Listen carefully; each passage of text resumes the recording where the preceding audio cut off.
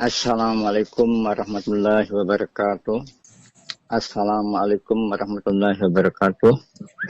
Assalamualaikum warahmatullahi wabarakatuh.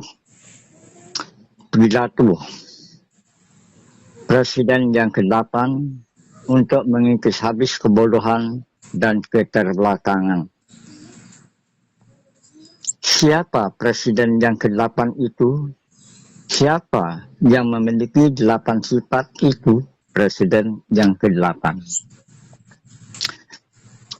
Presiden Republik Indonesia yang ke-8 dan lagi mempunyai 8 sifat kepemimpinan.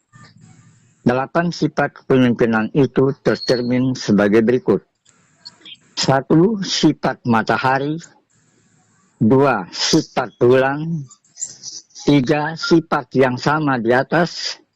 4. Sifat pelangi. 5. Sifat api. 6. Sifat air. 7. Sifat angin. 8. Sifat tanah.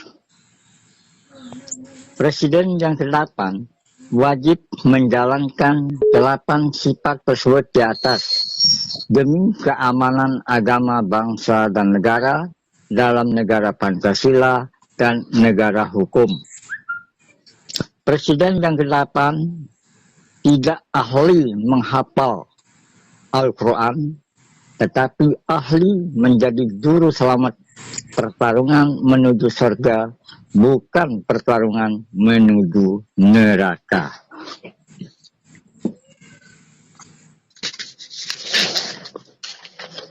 Saudara-saudara sebangsa, setanah air, seiman, seagama, dan sekeyakinan, camkanlah baik-baik isi pidato Presiden Republik Indonesia yang ke-8 berdasarkan Presiden yang ke-7, Bapak Presiden Joko Widodo, Presiden Republik Indonesia sudah mengsengsarakan rakyat bangsa Indonesia lewat ujian yang datangnya dari Allah berupa ujian atau berupa cobaan seperti munculnya wabah virus corona COVID-19. Oleh-oleh yang kita dapati atas kemunculan virus corona COVID-19 adalah 1. Semua rakyat bangsa Indonesia dari Sabang sampai Merauke diberikan rasa takut. 2. Semua rakyat bangsa Indonesia dari Sabang sampai Merauke tidak diberikan rasa gelisah. 3. Semua rakyat bangsa Indonesia dari Sabang sampai Merauke diberikan rasa cemas. 4. Semua rakyat bangsa Indonesia dari Sabang sampai Merauke diberikan rasa sedih dan menangis. 5. Semua rakyat bangsa Indonesia dari Sabang sampai Merauke diberikan rasa mau main hakim sendiri.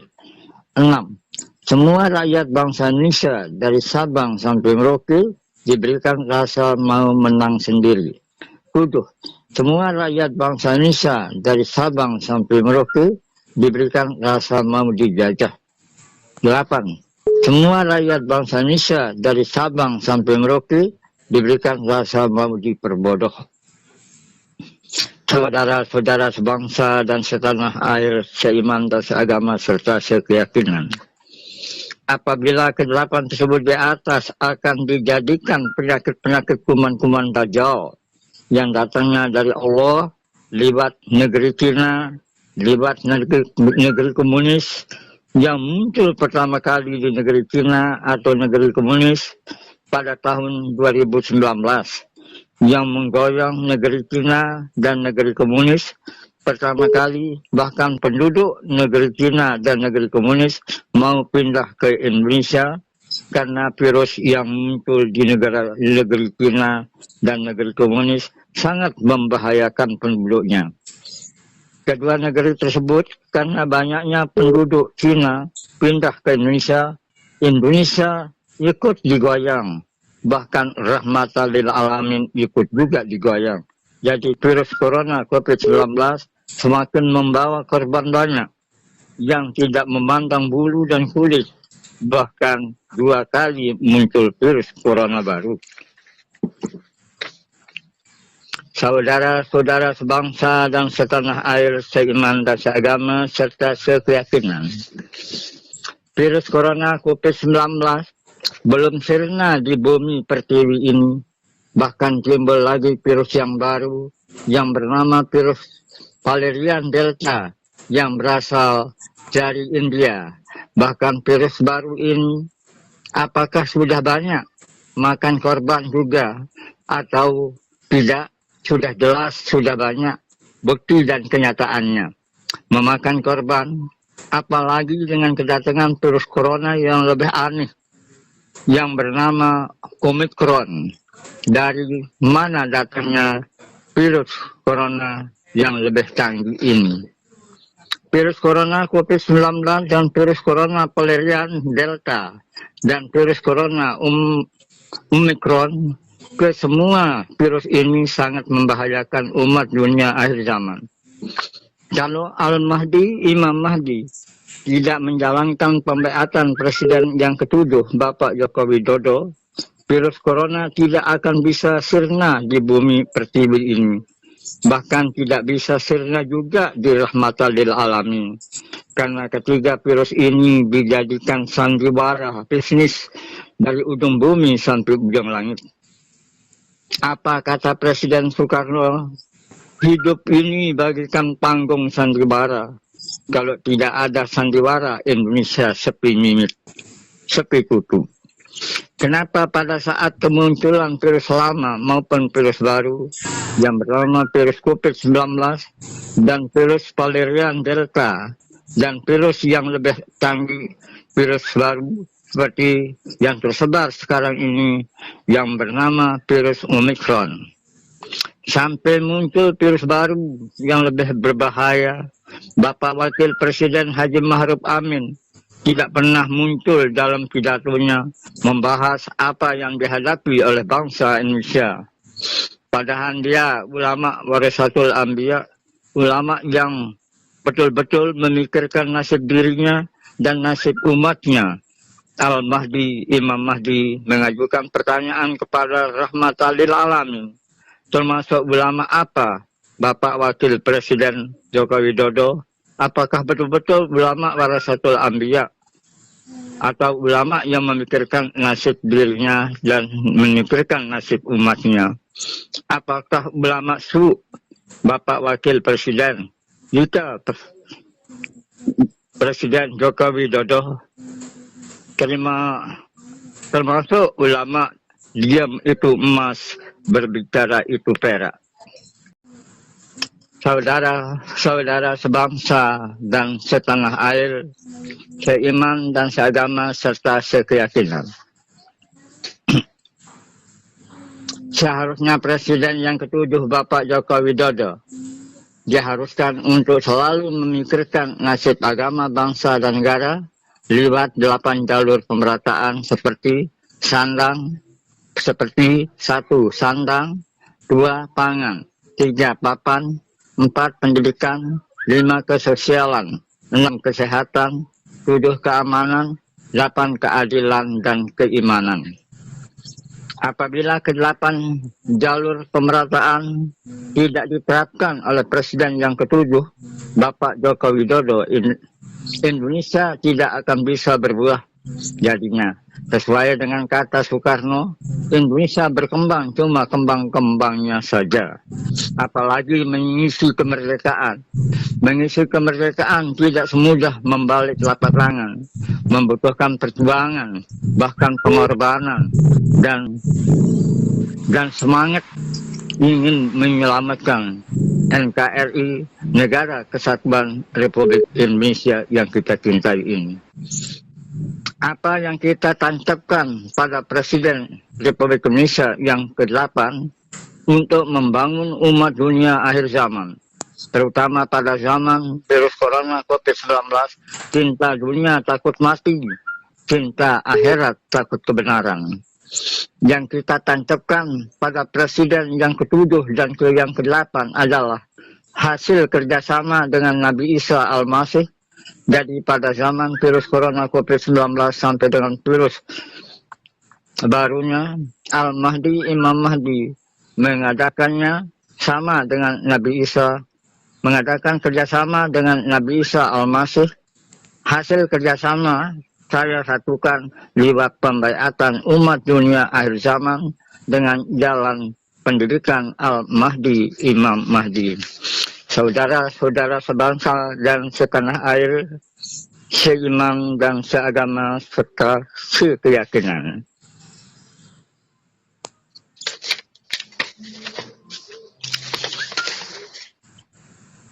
Al-Mahdi, Imam Mahdi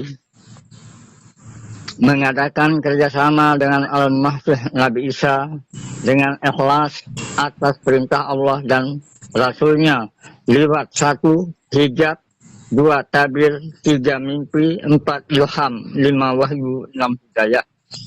Tetapi wahyu sekarang ini sudah tidak ada lagi, kecuali pada waktu zaman Rasulullah. Sekarang diganti hidayah, tambah mendalam juga. Kesemuanya ini menyatu dalam petunjuk yang mengatakan barang siapa diberi petunjuk oleh Allah, tidak ada yang mampu untuk menyesatkannya. Dan barang siapa disesatkan oleh Allah, tidak ada yang mampu untuk memberi petunjuk. Alhamdulillah, saya